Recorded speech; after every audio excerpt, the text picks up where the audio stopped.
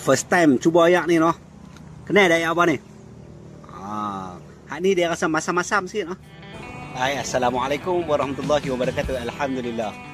Kali ni saya diperkenalkan dengan jus alga Mekah ataupun juga dikenali dengan jus cendawan Mekah. Rupa asalnya seakan-akan isi sotong. Ianya akan dipotong secara kecil-kecil dan direndam di dalam air untuk proses pembiakan. Selalunya dengan menggunakan air teh sebagai proses peraman. Selang beberapa minggu ianya akan membiak dan ditapis untuk mengambil airnya dan siap sedia untuk diminum. Ia dikenali dengan pelbagai panggilan nama dan dikatakan memiliki pelbagai khasiat.